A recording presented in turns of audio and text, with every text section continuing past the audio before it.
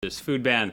Lithuania, Poland, Finland, and Denmark each face losses running into the hundreds of millions of euros. Now, Moscow imposed a ban angry at the West for sanctions over Ukraine, and fruit and veg are one of the EU's biggest agricultural export sectors to Russia. Delano D'Souza has more. Exceptional measures designed to cushion the impact of Russia's food import ban. The European Commission has pledged 125 million euros to fruit and vegetable growers. They say they're unfairly bearing the brunt of Europe's policies in Ukraine. The emergency steps are set to reduce the overall supply of perishable products.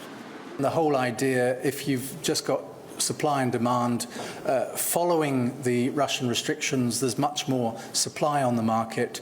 This is a measure aimed at reducing the level of supply so that the prices don't drop below or don't drop to crisis levels.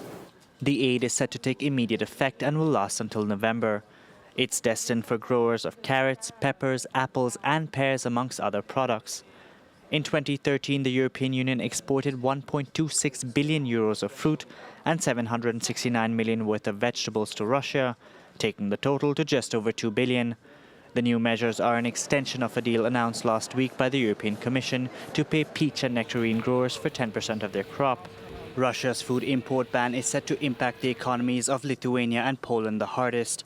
And while the embargo also covers the import of dairy, fish and meat products, those sectors haven't yet been helped. The European Commission says it will continue to monitor market developments and not hesitate to step in and aid other sectors heavily dependent on exports to Russia. Now, tension between Russia and the West over Ukraine has affected exports from the 18-member Eurozone and squashed hopes of an export-led recovery. Overall exports fell 0.5% in June compared to May. Demand fell 14% in Russia, which is in the middle of its economic crisis, and 8% in Turkey, which is suffering its own economic slowdown. Now, that figure in Russia could be even worse, as this data comes before Moscow imposed the food ban. Well, Russia has said there's been no progress made in reaching a ceasefire in Ukraine, but tension over an aid convoy it sent to the country has been resolved, and that news seems to have calmed investors' jitters on the markets here in Europe. Some of the biggest gainers in the DAX were German blue chips, who are vulnerable to tensions between the West and Russia. The FTSE finished up more than 0.75%. The CAC 40 also was up. And over in the U.S., stocks have also jumped thanks to that news. Earlier in the day, the NASDAQ hit a 13-year high, trading also looking positive on the Dow Jones and the S&P 500. Time now to take a look at some other company news, beginning in China, where regulators continue to put pressure on foreign car makers in the world's largest auto market. According to state media, Mercedes-Benz has been found guilty of price fixing. So far, no penalty has been announced. A spokesman for Mercedes says the car maker is assisting Chinese authorities with their broader investigation of price fixing in the auto industry. But the European Chamber of Commerce in China says European companies are being unfairly targeted. So far, along with Mercedes, Audi, BMW, and Volkswagen, among others, have pledged to lower prices. And it's a billion-dollar battle in the U.S. between three stores that sell everything for $1. Dollar General has made an offer to buy Family Dollar, worth $9.7 billion. The merger would create a group with 20,000 stores in 46 states. Dollar General's bid tops the $8.5 billion offer made by Dollar Tree last month. These so-called dollar stores have expanded rapidly in the U.S. since the economic downturn.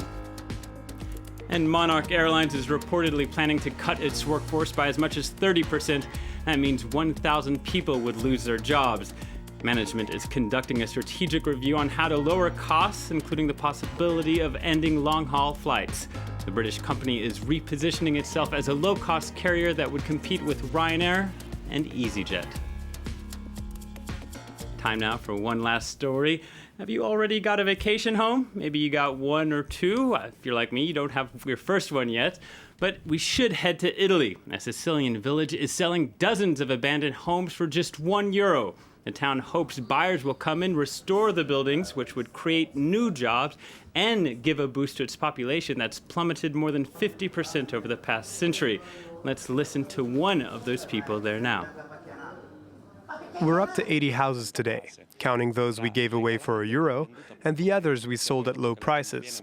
Some people came here to look at the €1 houses and ended up finding other very cheap houses on sale. Lots of Australians, Americans, English people, Swedes. That's all for business now. I'll be back later in just over an hour's time. Back to you, Mark. So how long would it take you to commute from there to France 24? I don't know, but I'd be willing to do it for €1. It's Yeah. worth the commute. Fantastic. So what a great place to live as well. William Hildebrandt there with all the business. He's off now to make his, how can we put it, real estate investments. Let's cross over to Dan.